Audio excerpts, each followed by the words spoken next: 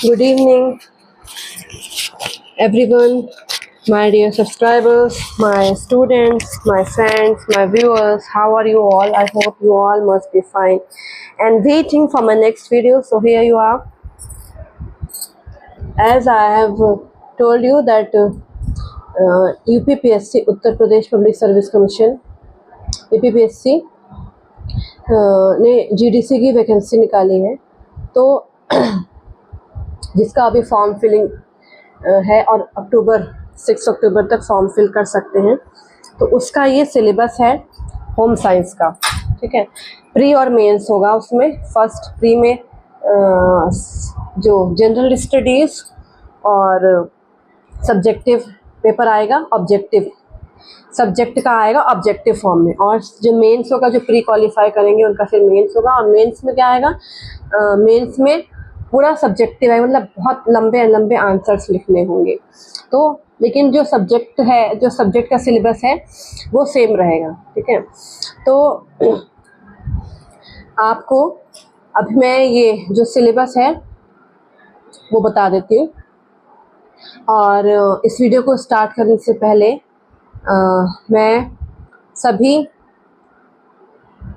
Viewers हैं जो मेरे, उनसे ये रिक्वेस्ट करना चाहूँगी, अगर आप इस वीडियो पर, अगर आपको मेरा वीडियो अच्छा लगता है तो आप प्लीज़ लाइक, शेयर, कमेंट ज़रूर करके बताना। और प्लीज़ इस वीडियो को लास्ट तक देखना, क्योंकि ये आपके लिए ही बेनिफिट है, आपके लिए बनाया जा रहा है। अगर आपको UPPSC का एग्ज़ाम देना है, आप अपीयर करना चाहते हैं, और आप चाहते हैं कि आपको इसके नोट्स मिले, तो आप मुझसे कांटेक्ट कर सकते हैं, कमेंट करके बता सकते हैं कि हाँ कि मैम मुझे इसकी प्रिपरेशन करनी है। तो मैं आपके लिए इसका एक मतलब अपनी तरफ से नोट्स बना के और आपको वीडियोस बना के आपको इसके लाइव सेशन रख के मैं आपके मतलब आपसे इंटरेक्ट कर सकती हूँ, और आपको इससे बेनिफिट ही होगा। तो so let's start this topic, let's start the video, which is UPPSC syllabus of home science, okay। Uttar Pradesh public service commission UPPSC अलग होता है, UPPSC अलग होता है। UPSC तो यूनियन पब्लिक सर्विस कमीशन, और यह है UPPSC यानी उत्तर प्रदेश। हर राज्य में PSC होते हैं, पब्लिक सर्विस कमीशन। मतलब जैसे अगर झारखंड का है तो वहाँ का अलग होगा JPSC, या और अगर हिमाचल प्रदेश का तो HPSC होगा, HPPSC, और अगर हरियाणा का है तो HPSC होगा, और उत्तराखंड का है तो UKPSC होगा, इस तरह से। और उत्तर प्रदेश का तो UPPSC, ठीक है। और जो यूनियन का होता है केंद्रीय वाला, वो UPSC होता है, वो अलग होता है, ठीक है। तो इसमें कंफ्यूज मत होइएगा। सो इसका सिलेबस देख लेते हैं। GDC यानी गवर्नमेंट डिग्री कॉलेज की वैकेंसीज निकली हैं 1200 प्लस। उसका सिलेबस जिसको भी प्रिपरेशन करनी है वो इसको नोट डाउन कर सकता है। और अगर आपको प्रिपरेशन में मुझसे कोई हेल्प चाहिए तो आप मुझे कांटेक्ट कर सकते हैं, मुझे कमेंट करके बता सकते हैं, तो मैं आपको इसकी प्रिपरेशन, आपके लिए नोट्स वगैरह आपको प्रोवाइड करा सकती हूँ। तो स्टार्ट करते हैं। होम साइंस का यूनिट 1 में ह्यूमन डेवलपमेंट है। जैसे आप देख सकते हैं इसका इंट्रोडक्शन, कंसेप्ट्स और principles and concepts of development. Human development मैंने कल ही पढ़ाया था, वृद्धि विकास, याद है? उसका मैंने लाइव सेशन लिया था। तो ये इसका फर्स्ट टॉपिक है, विकास, मानव विकास, बाल विकास का मैंने कल एक लाइव सेशन जो लिया था वो इससे ही रिलेटेड है, चाहे आप हिंदी में पढ़िए चाहे इंग्लिश में पढ़िए। उसके इंग्लिश के मैंने आपसे बोला था कि इंग्लिश का आपको मैं उस समय तक मैंने सिलेबस नोट डाउन तो किया था, लेकिन मैंने ध्यान नहीं दिया था कि ये इसमें है, ठीक है। और तो उसके इंग्लिश के नोट्स इंग्लिश में भी उसका वीडियो मैं अपलोड कर दूंगी। फिर principles and concepts of development, उसके बाद है growth and development. Growth and development मैंने पढ़ाया था कल लाइव सेशन में, हिंदी में वृद्धि एवं विकास। General principles of development, developmental task, types of development क्या क्या होते हैं, कितने प्रकार के होते हैं, ठीक है। डेवलपिंग डेवलपमेंटल टास्क, जो बच्चे के या मानव के जो विकासात्मक कार्य होते हैं उसके बारे में। फिर उनका शारीरिक, क्रियात्मक, भाषा और खेल विकास, ज्ञानात्मक विकास और भावनात्मक और सामाजिक विकास, ये सारे विकास के जितने भी अवस्थाएं होती हैं उसके बारे में आपको इसमें पढ़ना है। देन ह्यूमन डेवलपमेंट का ही है। फिर नेक्स्ट है इसका नेक्स्ट टॉपिक है प्रीनेटल डेवलपमेंट, यानी जो प्रीनेटल जो जन्म से पहले जो विकास होता है, ठीक है, जन्म पूर्व विकास, उसको प्रीनेटल कहते हैं। जेनेटिक एनवायरमेंटल फैक्टर्स, ठीक है, जो पर्यावरण के और जो जेनेटिक होते हैं, ठीक है, यानी जो जीन से संबंधित होते हैं, जैसे आनुवांशिक कहते हैं हिंदी में, आनुवांशिक और वातावरण से संबंधित जो कारक होते हैं। मैटरनल कंडीशंस, क्या जो माँ है, जो भी प्रेग्नेंट लेडी है, उसकी क्या स्थिति होनी चाहिए, कैसे उसको रहना चाहिए उस समय। टेराटोजेंस और सीरेटोजेंस क्या होते हैं, बर्थ प्रोसेस क्या होता है, कैसे बर्थ, मैंने आपको टाइप्स ऑफ डिलीवरीज, ठीक है, ये बताई हैं। और स्टेजेस ऑफ बर्थ शायद नहीं पढ़ाया, वो भी इसी में है, ठीक है, नियोनेट्स कैसे होते हैं। फिर सेंसरी कैपेसिटीज़, यानी उनकी जो सेंसर्स होते हैं वो किस तरह से काम करते हैं। रिफ्लेक्सेस होते हैं, बहुत सारे रिफ्लेक्सेस होते हैं, मोनो रिफ्लेक्स और बेबिनो रिफ्लेक्स, इस तरह के रिफ्लेक्स होते हैं। जन्म से 5 या 6 साल तक या 3-4 साल तक कुछ रिफ्लेक्सेस होते हैं, उसके बारे में आपको मोरो रिफ्लेक्स, इस तरह के रिफ्लेक्सेस के बारे में आपको इसमें पढ़ाया जाएगा। फिर डेवलपमेंटल के माइलस्टोन्स होते हैं कुछ, ठीक है, माइलस्टोन्स इन्फेंट्स के लिए, शैशवावस्था यानी शिशुओं के लिए। फिर है developmental stages and tasks across life span, जो विकासात्मक विकास की अवस्थाएं होती हैं और उसके कार्य पूरे जीवन में, ठीक है, लाइफ स्पैन मतलब संपूर्ण जीवन में जितने विकास की अवस्थाएं हैं और उनके कार्य किस प्रकार से होते हैं, उसके बारे में इसमें पढ़ना है। अर्ली चाइल्डहुड, मिडिल एडल्टहुड, जो बाल्यावस्था होती है, प्रारंभिक बाल्यावस्था और प्रौढ़ावस्था, किशोरावस्था, यूथ यानी युवावस्था में कैसे बदलाव होते हैं, क्या क्या चैलेंजेस होते हैं, क्या क्या उनकी किस तरह से वो स्थितियां बदलती हैं, कैसे वो कंट्रोल कर सकते हैं, खुद को मैनेज करते हैं, प्रोग्राम्स क्या क्या उनके लिए चलाए जा सकते हैं उनके विकास के लिए। और प्रौढ़ावस्था में क्या विशेषताएं होती हैं, कैसे उनके जो भूमिकाएं हैं वो बदलती हैं, कैसे उनका जीवन बदलता है, कैसे उनकी जिम्मेदारियां रिस्पॉन्सिबिलिटीज़ होती हैं in early and middle adulthood.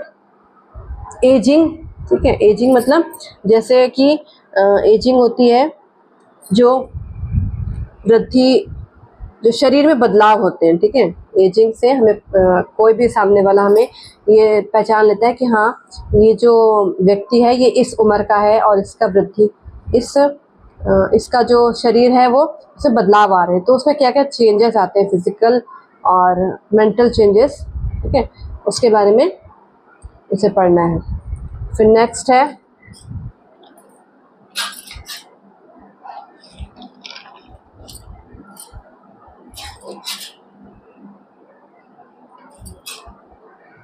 Next आप देख सकते हैं इस तरह से है।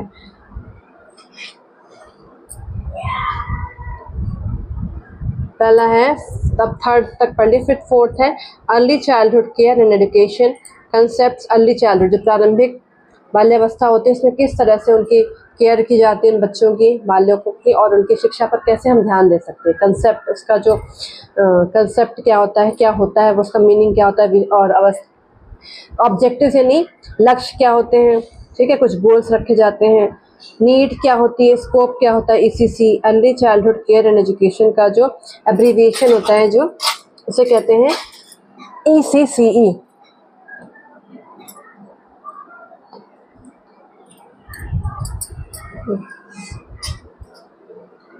फिर मॉन्टेसरी कंसेप्ट पढ़ना है। मॉन्टेसरी कंसेप्ट ऑफ ECC क्या होता है, कंट्रीब्यूशन ऑफ कुछ फिलोसोफर्स का, इसमें डेवलपमेंट कैसा रहा, इंडियन फिलोसोफर्स के बारे में पढ़ना है। गिच्छुभाई बढेका, ताराभाई मोदक, MK गांधी और रविन्द्रनाथ टैगोर ने early childhood care and education में अपनी क्या भूमिका अदा की, किस तरह से उन्होंने विकास में मदद करी, इसके बारे में आप पढ़ेंगे इसमें।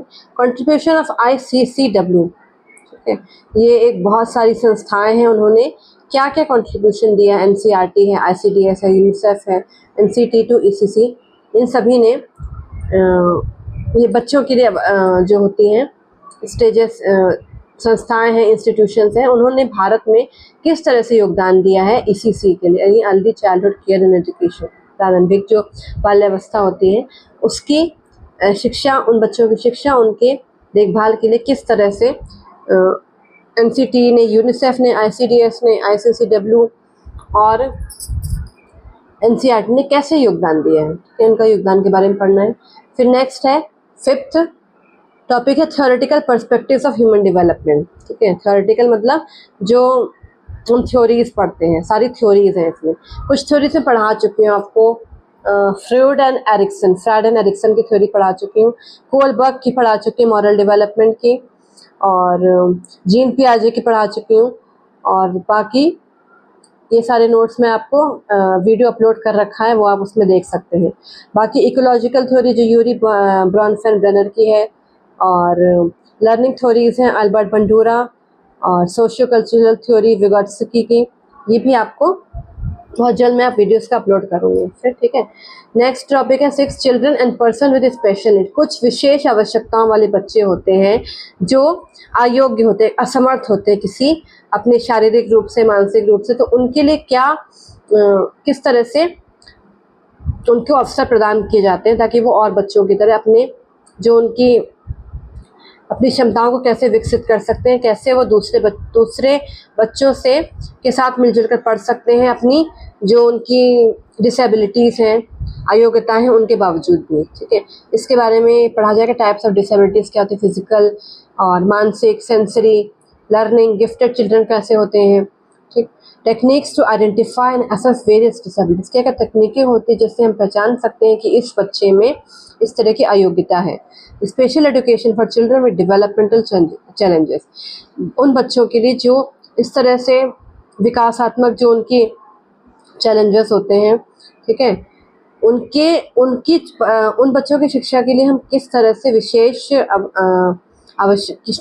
अवसर प्रदान कर सकते हैं, क्या क्या नीड्स होती हैं।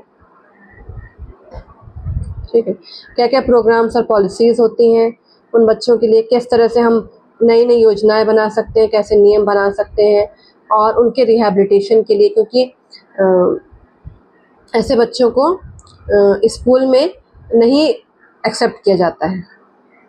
ठीक है, फिर नेक्स्ट होता है assessment techniques in human development. कुछ टेक्निक्स होती हैं जिनसे उनके विकास को मापा जाता है कि किस तरह से उनका विकास वो बढ़ रहा है, वृद्धि हो रही है, नहीं हो रही है। तो प्रोजेक्टिव टेक्निक्स होती हैं, नॉन प्रोजेक्टिव टेक्निक्स होती हैं, बेलीज स्केल्स होते हैं। ठीक है, इनसे असेसमेंट यानी इवैल्यूएशन किया जाता है, मूल्यांकन जिसे हम कहते हैं, मूल्यांकन किया जाता है ऐसे बच्चों का।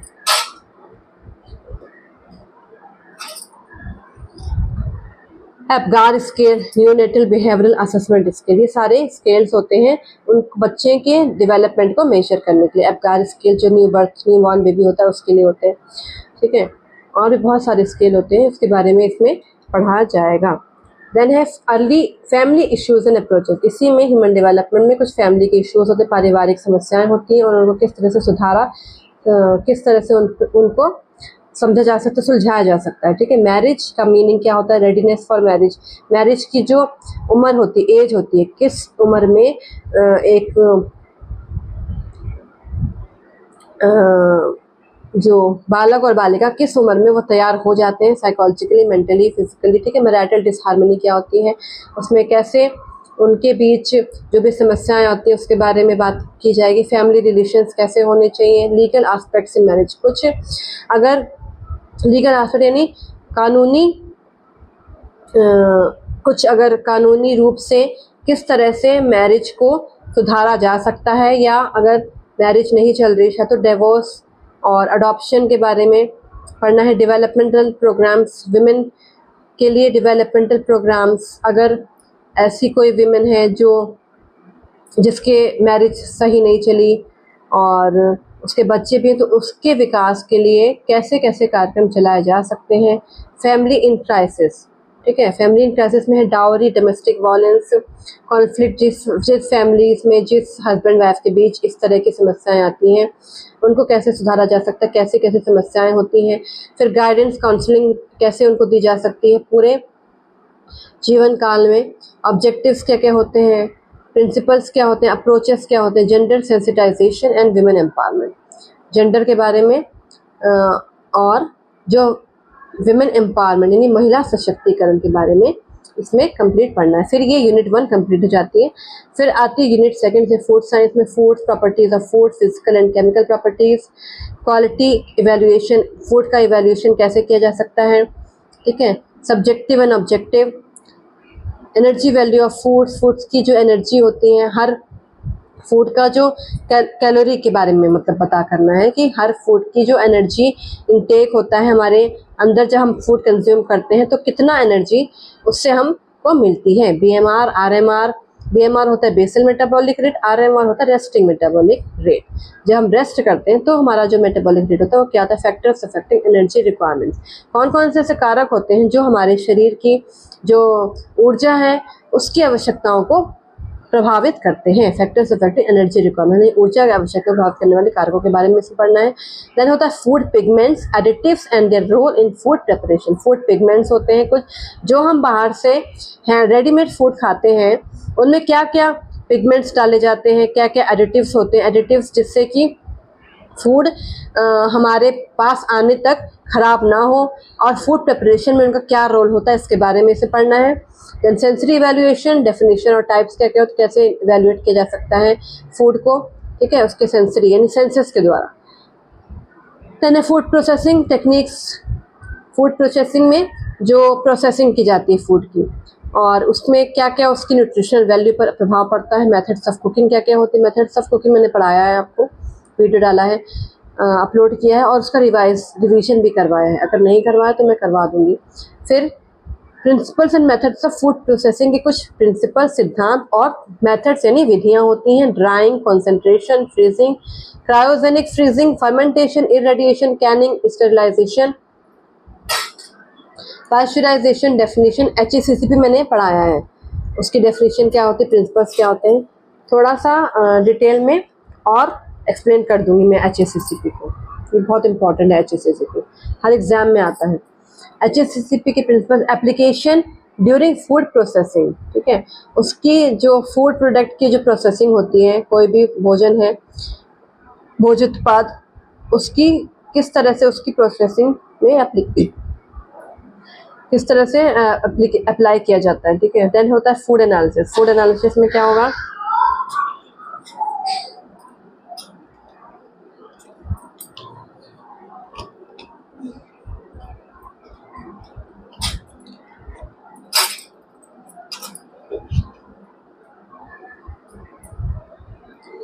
देन फूड एनालिसिस में सैम्पलिंग फॉर फूड का इवैल्यूएशन, मतलब एनालिसिस कैसे किया जाता है। स्पेक्ट्रो, अगर फूड को हमें टेस्ट करना है, एनालिसिस में तो टेस्ट करना है कि ये सही है या नहीं है, तो बहुत सारे सैम्पलिंग मेथड्स होते हैं, जैसे जनरल एनालिटिकल टेक्निक्स होती हैं, कैलोरीमीटर, स्पेक्ट्रोफोटोमीटर, एलिसा टेस्ट होता है। ये सारे फूड को एनालाइज करने के लिए गुड है और बैड है हेल्थ के लिए।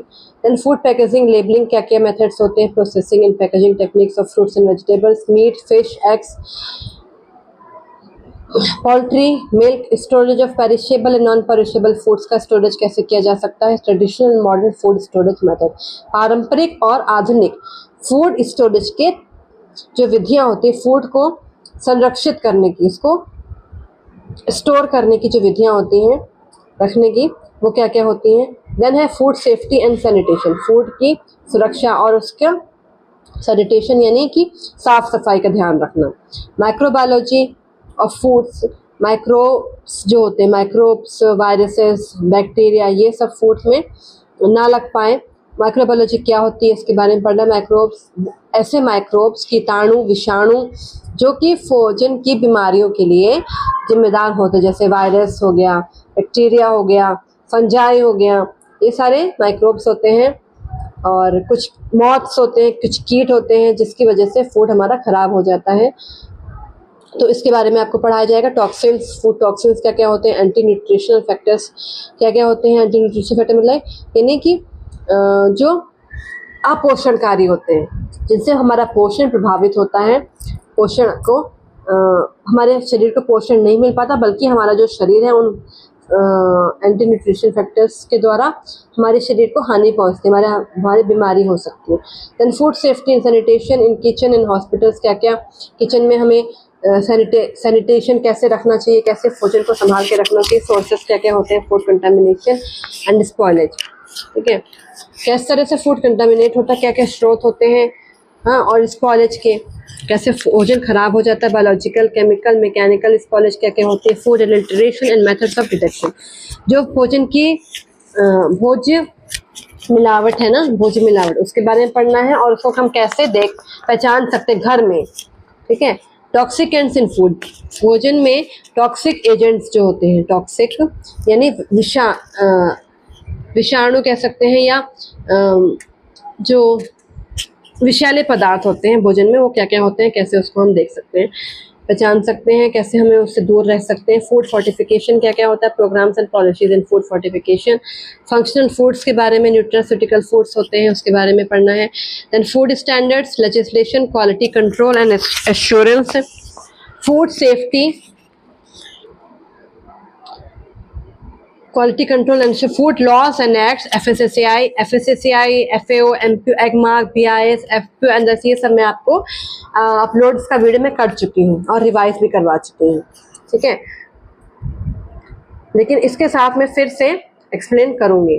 तो अगर आप चाहते हैं कि मेरे साथ इस UPPSC प्रिपरेशन करें तो प्लीज़ मेरे चैनल पर विजिट करके मुझे इस वीडियो को लास्ट तक देखकर प्लीज़ कमेंट ज़रूर कीजिएगा कि आप कोई वीडियो कैसा लगा। अगर आप इस चैनल पर न्यू हैं तो सब्सक्राइब ज़रूर कीजिएगा और वीडियो को लास्ट तक देखिए, अभी वीडियो एंड नहीं हुआ है, ठीक है। अगर आपको प्रिपरेशन करनी तो मुझे कमेंट करके बता सकते हैं। फूड स्टैंडर्ड्स हो गए, फूड सर्विस मैनेजमेंट क्या क्या होता है, उसके क्या क्या पर्सपेक्टिव्स होते हैं, मेन्यू प्लानिंग क्या होती है, मेन्यू प्लानिंग मैंने बताया है आपको, टाइप्स ऑफ मेन्यू भी है, ठीक है। फूड कॉस्ट एनालिसिस क्या क्या होता है, food service management eight institutional level, hospitals में, एजुकेशनल इंस्टीट्यूशंस में किस तरह से फूड जो सर्विस होती है उसको मैनेज किया जा सकता है, स्पेशल इंस्टीट्यूशंस में, ठीक है। देन आता है आपका यूनिट 3, इसमें 8 यूनिट्स हैं और 2 यूनिट्स मैंने आपको बता दी। फिर यूनिट 3 न्यूट्रिशन एंड डायटेटिक्स है, न्यूट्रिशन के बेसिक कंसेप्ट क्या क्या होते हैं, न्यूट्रिएंट्स क्या होते हैं, रोल क्या होते हैं बॉडी फंक्शनिंग में, बैलेंस डाइट क्या होती है, मैक्रो न्यूट्रिशन क्या होता है, न्यूट्रिएंट डेफिशिएंसीज क्या क्या होती हैं, ठीक है। इसके बारे में मैंने कुछ थोड़ा थोड़ा पढ़ाया है आपको, ठीक। न्यूट्रिएंट्स क्या होते हैं उनके बॉडी में, बैलेंस डाइट पढ़ाया है स्टार्टिंग में, अपलोड भी है वीडियोस, उसको आप मेरे चैनल पर आकर देख सकते हैं, ठीक है। फूड पिरामिड क्या होता है, फूड ग्रुप्स क्या क्या, टाइप्स ऑफ डाइट्स क्या क्या होते हैं, ये सब मैंने आपको पढ़ा चुकी हूँ। और जो फर्स्ट टाइम इस चैनल पर विजिट कर रहा है वो प्लीज़ मेरे इस चैनल को सब्सक्राइब करके मेरे जो पुराने वीडियोस हैं उनको देख सकता है। क्लिनिकल एंड थेरेपेटिक न्यूट्रिशन क्या क्या होता है, diet in health, therapeutic nutrition मैंने पढ़ाया है थोड़ा, थेरेपेटिक यानी उपचारात्मक आहार क्या होता है, क्लिनिकल क्या होता है, फिजियोलॉजिकल कंडीशंस क्या क्या होती हैं, clinical symptoms, dietary management, nutrition therapy and obesity, diabetes, mellitus, food allergies, intolerances, types of therapeutic diets, ये सब, डाइट काउंसलिंग। फिर nutrition through life span, physiological changes क्या क्या होते हैं, न्यूट्रिशन पूरे संपूर्ण जीवन काल में कैसा पोषण होना चाहिए, लाइफ साइकिल में कैसे न्यूट्रिशन होना चाहिए, इसके बारे में है, ठीक है। कौन कौन से कंसर्न्स यानी कि कौन कौन सी ध्यान देने वाली बातें होती हैं न्यूट्रिशन के लिए, ठीक है, जो अफेक्ट करती हैं। इनबॉर्न एरर्स ऑफ मेटाबॉलिज्म के जो कुछ कमियां होती हैं उसके बारे में पढ़ाया जाएगा। फाइटोकेमिकल्स क्या होते हैं, एंटीऑक्सीडेंट्स क्या होते हैं, प्रीबायोटिक्स एंड प्रोबायोटिक्स क्या होते हैं, क्या क्या इनमें डिफरेंस होता है। देन कम्युनिटी न्यूट्रिशन के बारे में आपको पढ़ना है इसमें। Concept nutrition epidemiology, assessment of nutritional status using various methods, the national nutritional policy, national and international programmes, national और इंटरनेशनल प्रोग्राम्स पढ़ने हैं। टू कॉम्बैट यानी इन जो जितने भी न्यूट्रिशनल यानी पोषण की जो समस्याएं होती हैं उसे उभरने के लिए जो प्रोग्राम्स चलाए जाते हैं उसके बारे में पढ़ना है। देन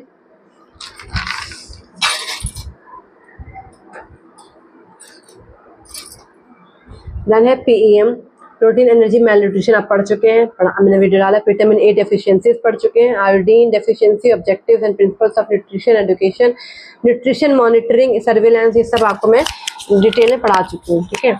कुछ जैसे पढ़ा चुकी है, न्यूट्रिशन मॉनिटरिंग, सर्विलेंस ये नहीं पढ़ाया है अब, लेकिन इसको मैं धीरे धीरे स्टार्टिंग इसकी भी कर दूंगी। यूनिट वाइज ये वीडियोस अपलोड होंगे, और अगर आप कभी कभी लाइव सेशन भी मैं ले सकती हूँ। देन न्यूट्रिशन एजुकेशन में ऑब्जेक्टिव्स क्या होते हैं, न्यूट्रिशन एजुकेशन के प्रोग्राम्स क्या क्या होते हैं, कौन कौन से प्रोग्राम्स चलाए जा सकते हैं, लोगों को पोषण के बारे में शिक्षा देने के लिए डाइटरी काउंसलिंग क्या होती है, उसकी नीड्स क्या होती हैं, तकनीकें क्या होती हैं, स्पोर्ट्स न्यूट्रिशन क्या होता है, न्यूट्रिशन इन इमरजेंसीज, अगर कोई आपातकाल आ जाता है, न्यूट्रिशन इन इमरजेंसीज यानी आपातकाल में पोषण कैसा होना चाहिए, और डिजास्टर्स में जो कुछ जैसे अभी एग्जाम्पल के लिए जैसे पंजाब में बाढ़ आई है, ये डिजास्टर है, ठीक है, आपातकाल टाइप का है।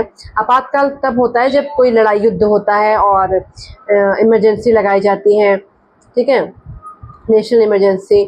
और डिजास्टर जैसे अभी आजकल ये वृंदावन में बाढ़, हिमाचल में बाढ़, पंजाब में बाढ़, हर जगह बहुत जगह बाढ़ आई, उत्तराखंड में बाढ़, तो उस ये डिजास्टर है, नेचुरल डिजास्टर। इस डिजास्टर से निपटने के लिए हमें पोषण कैसा हमें होना चाहिए हमारा।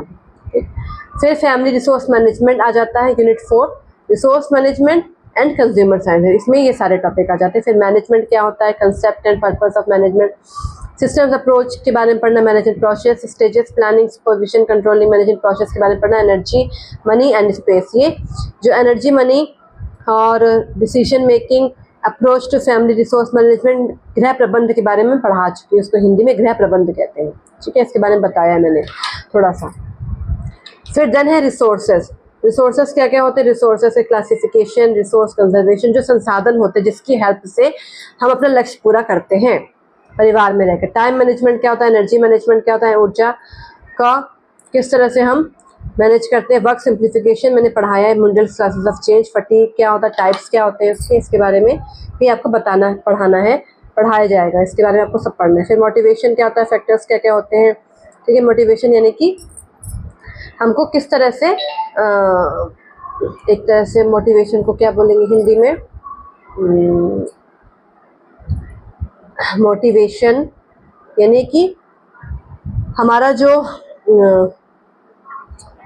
जैसे हमें जैसे मैं आपसे बोलती हूँ मोटिवेशन मिलता है, मोटिवेशन को हिंदी में बोलते हैं कि हमें किसी के द्वारा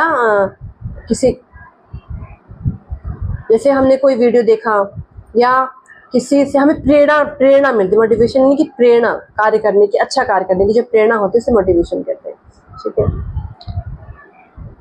डेफिनेशन क्या क्या होती है, वैल्यूज क्या होते हैं, मूल्स क्या होते हैं, लक्ष्य मैंने पढ़ाया है, उसके टाइप्स पढ़ाए हैं, स्टैंडर्ड्स और वैल्यूज नहीं पढ़ाए हैं। लक्ष्य के बारे में मैंने पूछा भी था आप सभी से कि क्या होता है, लेकिन किसी ने मुझे कमेंट में रिप्लाई नहीं किया। तो अगर आप अभी भी चाहते हैं कि गोल्स के बारे में आप पढ़ना, तो अब मेरा वीडियो अपलोड है, वो आप देख सकते हैं। और अगर आपको वीडियो पसंद आए तो आप कमेंट भी कर सकते हैं, आपका लक्ष्य क्या है बता सकते हैं। लक्ष्य जीवन में बहुत ज़रूरी होता है, जो कि इस सिलेबस में भी दिया हुआ है। फैमिली फाइनेंस मैनेजमेंट क्या होता है, फैमिली को हमारा जो किस तरह से हम उसकी जो फैमिली परिवार में जो बजट जो आर्थिक स्थिति है उसको हम कैसे मैनेज कर सकते हैं, जो पैसा आता है, ठीक है, फाइनेंस, उसको हम किस तरह से मैनेज कर सकते हैं। फैमिली इनकम कैसे कितनी हम इनकम होनी चाहिए, कितना एक्सपेंडिचर होना चाहिए, बजटिंग कैसे कर सकते हैं, रिकॉर्ड्स कैसे बना सकते हैं, बजट बनाना बहुत ज़रूरी होता है, सेविंग्स बहुत ज़रूरी होती है, कैसे हम सेविंग्स कर सकते हैं बैंक्स में या पोस्ट ऑफिस में। टैक्स क्या होता है, टैक्स की क्या क्या इम्प्लीकेशंस होती हैं, क्या प्रभाव होते हैं, कैसे हम टैक्स भर सकते हैं, कौन किस को टैक्स भरना होता है। फिर नेक्स्ट इंटीरियर डिज़ाइनिंग आता है, इसमें एलिमेंट्स ऑफ आर्ट्स क्या होते हैं, प्रिंसिपल्स ऑफ डिज़ाइन क्या होते हैं, कलर और इसके डायमेंशंस क्या होते हैं, साइकोलॉजिकल एफेक्ट्स ऑफ कलर, जो रंग के साइकोलॉजिकल इफेक्ट्स होते हैं, यानी कि जो मनोवैज्ञानिक प्रभाव होते हैं, ठीक है, कि येलो कलर है, रेड कलर है, उससे हमारे जो मन पर मानसिक स्थिति हमारी क्या हो जाती है। रंग जो रेड कलर होता है उसमें बहुत उत्साह हो जाता है, ब्लैक कलर होता है उससे उसको पहन के उसको देख के हम बहुत डल हो जाते हैं, बिल्कुल जैसे एक तरह से न्यूट्रल हो जाते हैं, ठीक है। जो पर्पल कलर होता है वो एकदम रॉयल कलर होता है, उसको पहन के हमारा जो लुक होता है, हमारा जो थिंकिंग होती है वो अलग होती है। येलो कलर में अलग हमारी सोच होती है, हमारा जो मन होता है, हमारे अच्छा बुरा कैसा लगता है उसके बारे में इसमें पढ़ाया जाएगा। Then furnishing, interiors, types of curtains कैसे होनी चाहिए, घर में कैसे सजाना चाहिए, फ्लोर कवरिंग्स कैसे होनी चाहिए, housing and space designing, housing needs and important principles of planning spaces, types of house plans के बारे में इसमें बताया गया कि कौन कौन से लेवल के हाउस प्लान्स होने चाहिए, ठीक है। एर्गोनॉमिक्स क्या होता है, इसका सिग्निफिकेंस, एनर्जी रिसोर्स के रूप में कैसे होनी चाहिए, कंज्यूमर की definition, roles, rights and responsibility, consumer उपभोक्ता, कैसे हम कंज्यूमर के को प्रोटेक्ट कर सकते हैं, ठीक है। स्टैंडर्ड स्तर क्या होने चाहिए, कंज्यूमर की बिहेवियर कैसा होना चाहिए, रिड्रेसल, अगर उसे कुछ अपना निकालना है, अगर उसका कुछ सामान खराब है तो उसको कैसे वापस मिल सकता है, ठीक है। ये सब है। फिर टेक्सटाइल में, टेक्सटाइल की टर्मिनोलॉजी, टेक्सटाइल में काफ़ी पढ़ा चुकी हूँ, आपका वीडियोस अपलोड किए हैं उसके बारे में। मैन मेड फाइबर्स हैं, ठीक है, फाइबर्स क्या क्या होते हैं, केमिकल प्रॉपर्टीज़ क्या क्या होती है, methods of fabric construction, weaving knitting पढ़ा चुकी हूँ, plain weave, twill satin, characteristics, uses, basic weave, leno, double principles and classification of printing, textile finishes क्या क्या होती हैं इसके बारे में पढ़ना है, major finishes, purpose and application, method of finishes, surface decoration techniques होती है जैसे dyeing, piece dyeing, fibre dyeing, ये सब पढ़ना है, printing, batik, block, roller, traditional textiles क्या क्या होते हैं, एम्ब्रॉयडरी, ये मैं पूरा आपको पढ़ा चुकी हूँ, ठीक है। अगर कोई नहीं जानता है और उसे इस तरह के वीडियोस देखने हैं तो मेरे चैनल पर आकर इसे सब्सक्राइब करके आप इन वीडियोस को देख सकते हैं, जो कि मैंने बहुत पहले अपलोड कर रखे हैं। ट्रेडिशनल टेक्सटाइल्स, एम्ब्रॉयडरी, ये सारे अपलोडेड हैं, ठीक है। टेक्सटाइल टेस्टिंग क्या होती है, क्वालिटी कंट्रोल, इम्पोर्टेंस, इसकी इम्पोर्टेंस क्या होती है,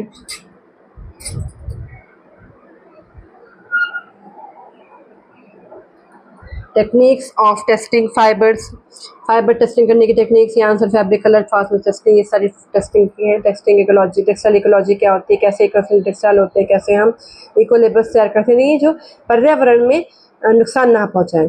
फिर रीसेंट एडवांसेस क्या है टेक्सटाइल की, जैसे अपसाइक्लिंग, रिसाइक्लिंग, सस्टेनेबल टेक्सटाइल क्या होता है, जैसे नैनो टेक्नोलॉजी, ठीक, ये सारे होते हैं। फिर यूनिट 6 में apparel manufacture and designing and garment manufacturing, apparel designing यानी वस्त्र निर्माण कैसे होता है, कैसे हम नए नए वस्त्र डिजाइन कर सकते हैं, एंथ्रोपोमेट्रिक मेजरमेंट्स का इसमें क्या महत्व है, फैशन टर्मिनोलॉजीज क्या क्या होती है मैं पढ़ा चुकी हूँ, fashion trend, fashion forecasting theory, ये सब मैं अपलोड वीडियो कर चुकी हूँ, पढ़ा चुकी हूँ आपको, रिवाइज भी करा चुकी हूँ। Then principles and techniques of garment construction, garment construction की टेक्निक्स और प्रिंसिपल्स क्या क्या होते हैं इसके बारे में आपको पढ़ना है। देन है ड्राफ्टिंग क्या होती है, फ्लैट पैटर्न, ये सब है, methods, draping methods, grading, alteration, basic blocks, use of CAD in garment industry, apparel manufacturing क्या कहते हैं, apparel quality testing, quality standard, specifications, quality parameters, defects of fabrics and garments, factors affecting clothing, ये सारे आपको पढ़ने हैं। Different age groups में कैसे फैब्रिक होना चाहिए, ठीक है। फिर एक्सटेंशन एजुकेशन यूनिट 7 है, सेकेंड लास्ट यूनिट, इसमें प्रसार शिक्षा के बारे में मैंने पढ़ाया है, काफ़ी पढ़ाया, फिलोसफी, ठीक है, और ट्रेडिशनल, ये सब हैं। Steps in extension, teaching methods, teaching ads क्या क्या होते हैं, प्रोग्राम मैनेजमेंट, ठीक है, कार्यक्रम को किस तरह से हम मैनेज कर सकते हैं, media and process learning theories and role of media, trends in print media, contemporary issues, community development, curriculum development कैसा होना चाहिए, नॉन फॉर्मल एडल्ट एजुकेशन, ये सारा पढ़ना है। Concept, theories, materials, use, challenges of implementation, evaluation, programme for life long continuous learning, ठीक है। और लास्ट आपका है डेवलपमेंटल प्रोग्राम्स क्या क्या होने चाहिए, ठीक है।